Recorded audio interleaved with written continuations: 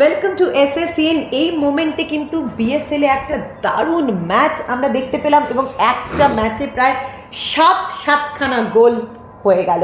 Sundarban Bengal auto FC 7-0-তে হারিয়ে দিল Copa Tigers বীরভূমকে। BSL স্টুডিওতে এই মুহূর্তে ভারতের দুই প্রাক্তন তারকা জাতীয় ফুটবলার অ্যালভিটো ডি কুনহা এবং সৈয়দ রাহিম নবী। একটা দারুণ এক্সাইটিং ম্যাচ এবং একটা ম্যাচে 7 গোল। It's not a matter of joke Alvito.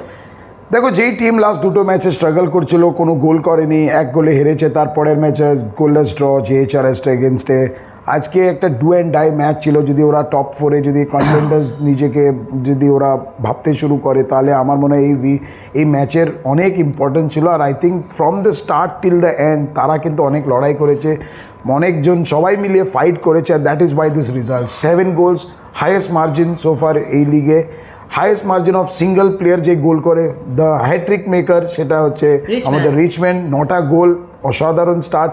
I think overall they have played a compact game, যেটা দরকার। And I think the credit should also go to the coach, যেভাবে টিম সাজিয়েছে, প্রত্যেকজন লড়াই করেছে। একদিন আগে ওরা ম্যাচ খেলেছে, after that this is a comeback. I think it's a great victory for the team.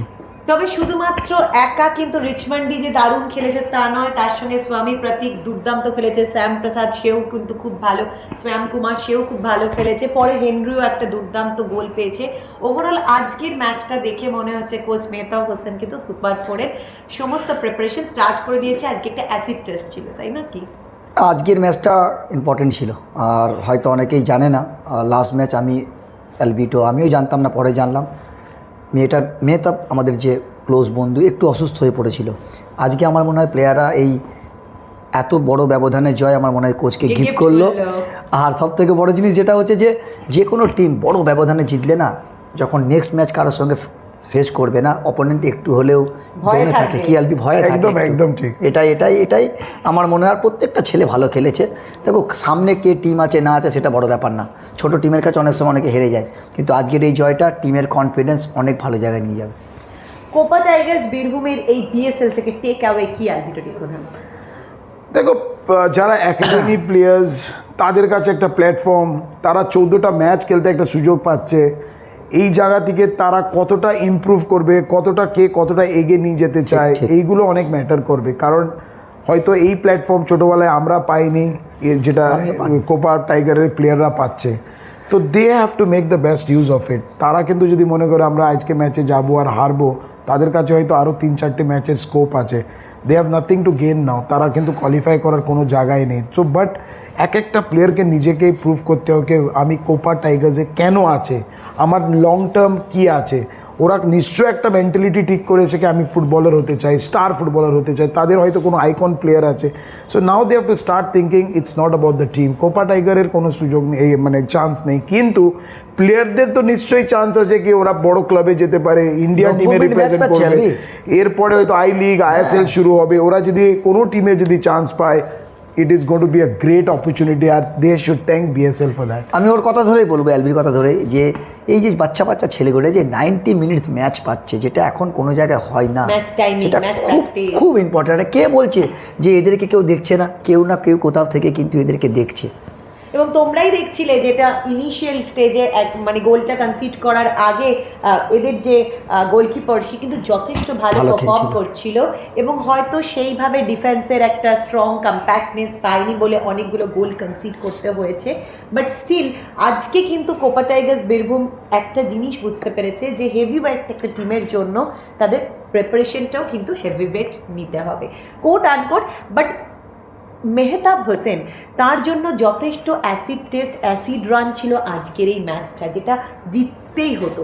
এই ম্যাচের পর কিন্তু অনেকটাই সেফ জোনে গেল কোচ মেহতাব হোসেনের সঙ্গে সঙ্গে Sundarban Bengal auto FC. But একটা ম্যাচ দেখে একটা জিনিস তো আইডিয়া করা যায়, কি মনে হচ্ছে যে এই রকম একটা টিম রেডি হয়ে গেছে সুপার 4-এর জন্য? দেখো, চান্সেস অনেক বেশি, কিন্তু যদি মেহতাবের টিমকে আর মেহতাব যদি মনে করে we are the sure shots contenders to make it to the top 4, তারা কিন্তু সেটা কিন্তু না। কারণ হচ্ছে এই লিগে আমি মনে করি এখন অবধি 6টা টিমের লড়াই। মেহতাবের টিম 20টা পয়েন্ট। আমি আশা করি এখন অবধি আমি বলবো 3টে ম্যাচের মধ্যে at least they need 1 win to make themselves confirm to the top 4। এটা হয়তো আস্তে আস্তে আসবে, কিন্তু আজকের ম্যাচ যেভাবে ওরা পজিটিভ একটা রেজাল্ট পেয়েছে, যেটা অনেক দিন ধরে ওটা পজিটিভ রেজাল্ট হচ্ছিল না, এই টিমের এগেনস্টে তারা 2 গোলে জিতেছিল আমাদের ক্যানিং মাঠে, তারপরে আজকে আবার এই টিমের সঙ্গে 7টা goal, it's a big margin, কিন্তু there is no stopping from here. শুধু 3টে ম্যাচ যে লিগ স্টেজের বাকি আছে সেইগুলো শুধু ভাবলে হবে না কি আমি একটা ম্যাচ জিতলে আমরা কোয়ালিফাই, 2টো ম্যাচ হারলে চলবে না। একটা টিম যখন নকআউট স্টেজে যাবে তারা কিন্তু সবসময় হাই অন কনফিডেন্স যেতে চায়। হাই অফ কনফিডেন্স কী করে যাওয়া যায়?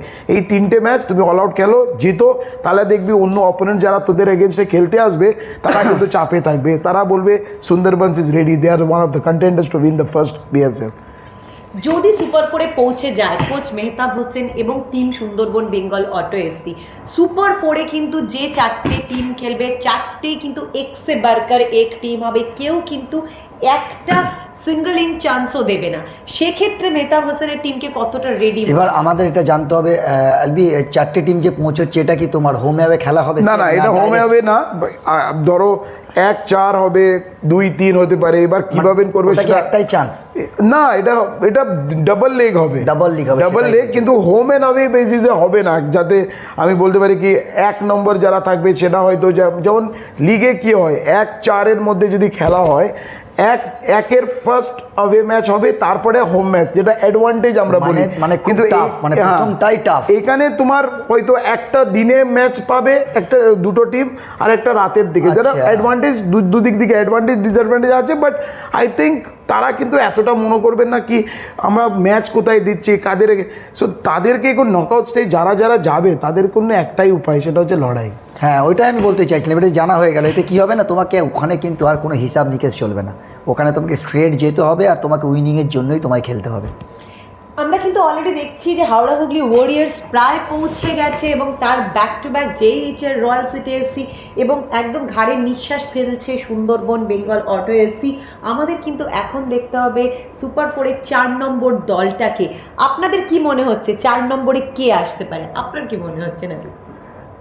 এখন কি বলতো এলবি যেটা বলছিল, এখন যেহেতু রেসে অনেকে আছে, তো আগে থেকে তোমার এখান থেকে কিছু বলা যাবে না, কেন এখন খেলা পরপর বাকি আছে। যেটা এলবি বললো যে 3টে ম্যাচের মধ্যে মেহতাবকে একটা জিততেই হবে, তবে কিন্তু মেহতাব সেফ জোনে আছে, এটা কিন্তু বুঝতে হবে। আমি বলবো যদি যাদের কোয়ালিফাই করতে হয় 21 পয়েন্ট মিনিমাম ধরে চলতেই হবে এখানে। এই কারণে আমি মেহতাব যেহেতু 20 পয়েন্টে, অন্য দিক থেকে দেখো বর্ধমান, নর্থ 24 পরগনাস, নর্থ বেঙ্গল, তারাই কিন্তু রেসের মধ্যে আছে। তো it can be anybody's top 4।